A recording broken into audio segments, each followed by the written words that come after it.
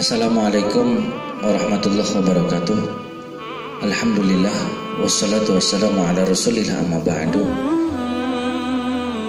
Alhamdulillah pada hari ini kita berjumpa dalam keadaan sehat. Dan tentunya tidak lupa Bapak mengucapkan selamat menjalankan ibadah puasa bagi siswa-siswi SMP Darul Falah.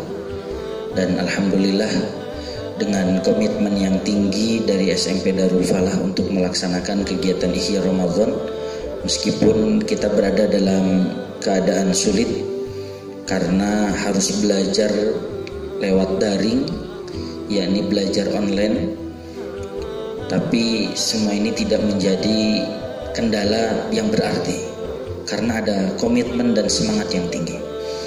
Baik anak-anakku, buat siswa kelas 8 tentunya yang belum mengenal Bapak, karena memang Bapak hanya mengajar di SMP Darul Falah saja, khusus untuk di program PKU, dan di reguler tentunya Bapak tidak mengajar. Dan untuk teman-teman yang di reguler, perkenalkan, nama Bapak adalah Komarudin. Bapak adalah salah satu guru di Rosah yang mengajar mata pelajaran fikih di program kelas unggulan. Dan hari ini Bapak akan mengajar untuk seluruh siswa-siswi SMP Darul Falah 1 dan 2 untuk kelas 8 khususnya. Baik anak-anakku yang Bapak cintai, Bapak mendapatkan tugas dari sekolah untuk menjelaskan materi tentang ibadah, sehingga Bapak membuat 2 materi untuk 2 pertemuan yang mudah-mudahan bisa diambil manfaat dan hikmahnya oleh teman-teman dari rumah. Yang pertama, kita akan menjelaskan tentang sholat sunnah tarawih. Sholat sunnah tarawih adalah bukan hal yang tabu tentunya, bukan hal yang baru, karena memang jangankan kita selaku pelajar, adik-adik kita saja yang terkadang belum sekolah, mereka sudah mengenal dengan yang namanya sholat tarawih.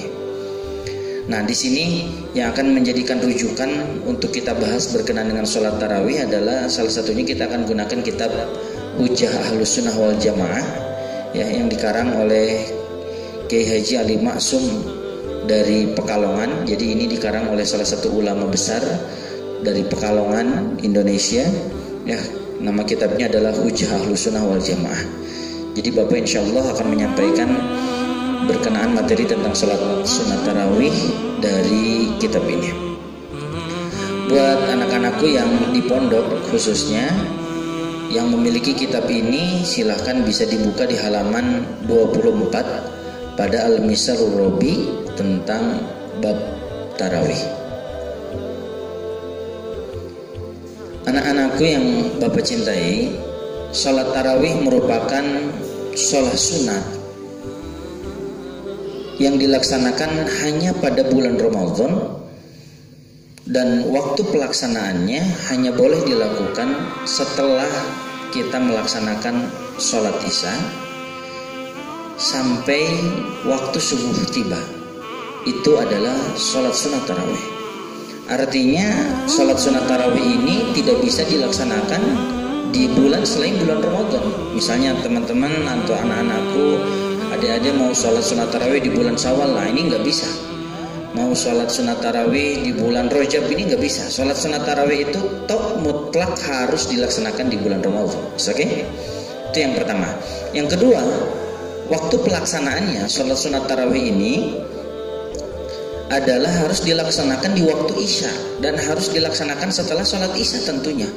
Jadi jangan sampai kita melaksanakan sholat sunat tarawih 1 di waktu maghrib, 2 kita melaksanakan sholat tarawih misalnya isya-nya belum sholat, tapi kita kemudian tarawihnya dulu. Ini nggak benar aturannya, ya.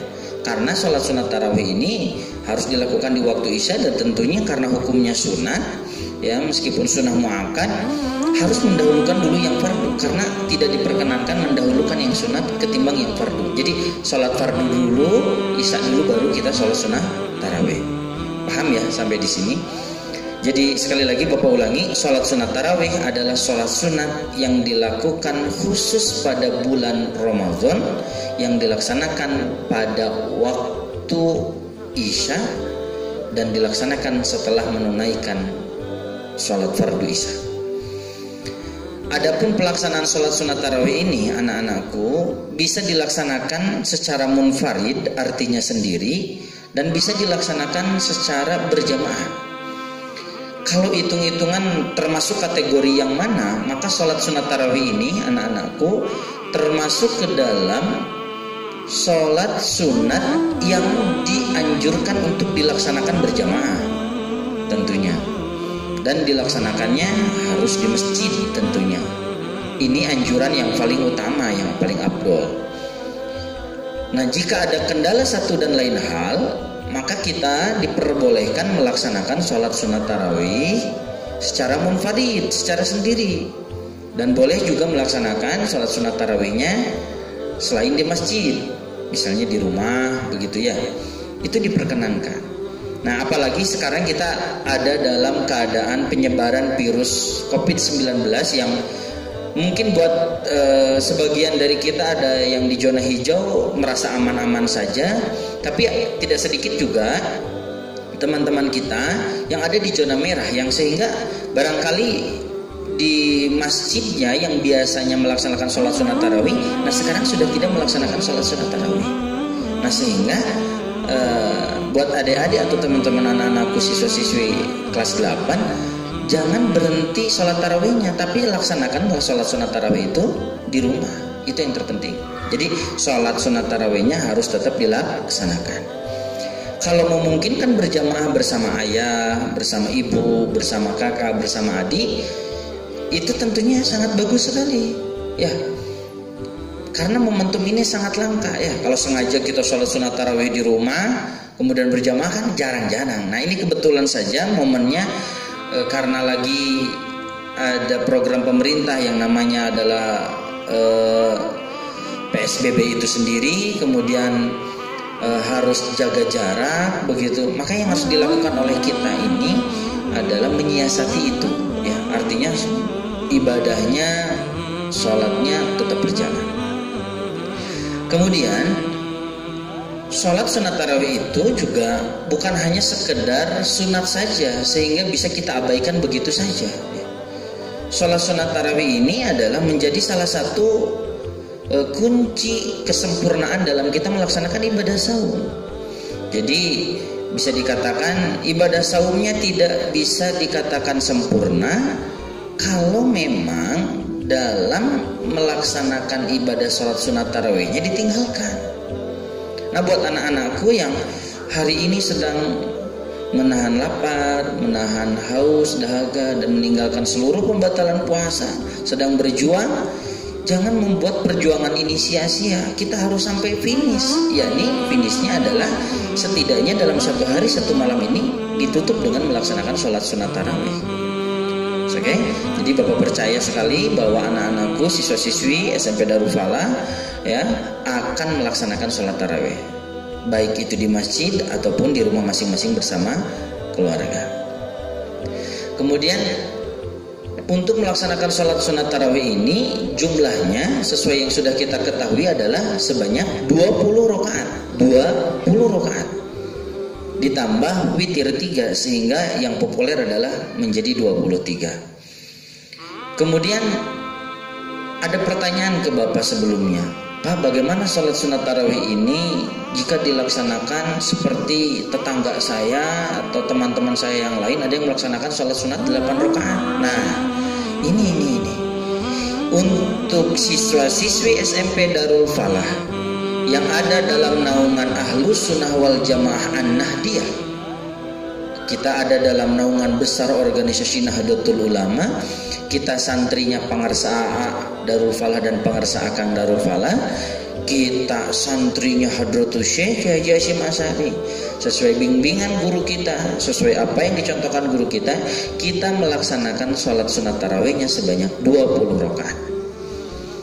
Berkeyakinan bahwa melaksanakan sholat sunat tarawih 20 rakaat yang benar itu dan kita anggap paling benar, itu sah-sah saja. Tapi kita juga tidak boleh fanatik ya.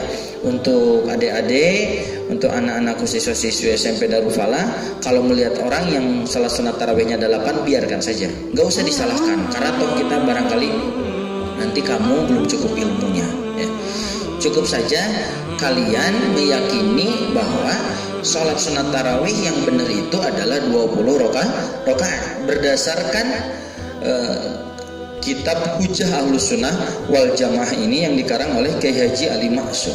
Oke, ini yang sederhana saja pemahamannya. Nah, sholat sunat tarawih ini juga harus 2 rakaat salam, 2 rakaat salam.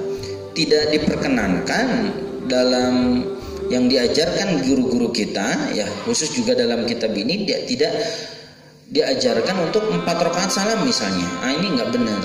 Jadi untuk sholat sunat tarawih itu 2 rakaat salam, 2 rakaat salam, 2 rakaat salam. Kemudian setelah 20 rakaat kita lanjutkan sholat witir sebanyak 3 rakaat. Atau sebetulnya kalau sholat witirnya mau 5 rakaat juga boleh, mau 7 rakaat juga boleh, mau 9 rakaat atau mau 11 rakaat juga itu sah-sah saja, tidak menjadi masalah.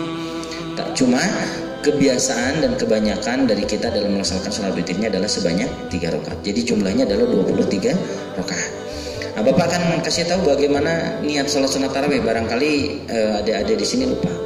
Niat sholat sunat tarawih adalah usolli sunatan tarawihi rakaataini mustaqbilah kiblati adaan lillahi ta'ala. Itu kalau sendirian. Saya berniat melaksanakan sholat tarawih gitu ya, sunnah lillahi ta'ala. Kalau menjadi makmum artinya berjamaah, itu wajib menggunakan kata makmuman. Kalau tidak ada kata makmuman dalam niatnya, berdasarkan kitab Syafinatun Najah, itu justru malah tidak sah. Hati-hati. Jadi kalau kita sholat sunat tarawih berjamaah, ayah kita jadi imam, kita jadi makmum, nah mau tidak mau niatnya harus ditambahkan kata makmuman. Menjadi usolli sunatan tarawih rakaataini mustaqbilah kiblati adaan makmuman lillahi ta'ala. Kalau jadi imam, imaman lillahi ta'ala. Itu untuk melaksanakan sholat sunat tarawih ya. Fadilah-fadilah untuk melaksanakan sholat sunat tarawih ini juga tentunya banyak sekali ya. Tadi Bapak sudah sampaikan bahwa salah satu fadilah dan keunggulan keutamaan sholat sunat tarawih ini adalah satu, sholat sunat tarawih ini adalah sholat sunat yang khusus yang hanya bisa dilaksanakan di bulan Ramadan. Jika ditinggalkan begitu saja tentunya akan menjadi sia-sia. Yang kedua, sholat sunat tarawih ini adalah menjadi salah satu saat ibadah yang akan menyempurnakan kesempurnaan ibadah puasa kita ya. Sehingga jangan ditinggalkan begitu saja. Nah, buat anak-anakku, percayakan ya bahwa kita mampu melaksanakan sholat sunat tarawih dan harus bisa dan harus dalam penuh kekhusyuan. Berdoalah kepada Allah Subhanahu wa Ta'ala lewat sholat sunat tarawih kita di bulan Ramadan ini. Semoga daerah kita, kampung kita, desa kita, negara kita dan seluruh dunia ini menjelang nanti Idul Fitri ini dibebaskan oleh Allah dari virus COVID-19 sehingga kita nanti bisa berlebaran, bisa beridul fitri dalam keadaan yang normal, tidak seperti sekarang ini. Itu saja karena memang singkat waktunya ya. Bapak menitip pesan sekali lagi, jangan sampai ada siswa-siswa SMP Darul Falah yang meninggalkan sholat sunat tarawih. Harus melaksanakan sholat sunat tarawih baik itu di rumah ataupun di masjid, baik itu sendiri ataupun berjamaah. Sampaikan salam Bapak, salam dari Bapak Ibu Dewan Guru ke orang tua kalian ya, sehat selalu. Bapak doakan semoga kalian dan keluarga dalam keadaan sehat, dan juga Bapak tak lupa mohon doanya Bapak beserta seluruh Dewan Guru, beserta Bapak Kepala Sekolah, pengersa A, pengersa AK, keluarga besar Darul Falah diberikan kesehatan oleh Allah Subhanahu wa Ta'ala. Kita akan lanjutkan nanti di pertemuan kedua dengan materi yang berbeda. Materi yang pertama kita sudah membahas tentang sholat sunat tarawih. Kalau mau penjelasan lengkapnya bisa beli kitab yang namanya Hujjah Ahlus Sunnah wal Jamaah yang dikarang oleh Kiai Haji Ali Ma'sum dari Pekalongan. Terima kasih, sehat selalu dan sukses. Kita akan berjumpa nanti di sekolah. Assalamualaikum warahmatullahi wabarakatuh.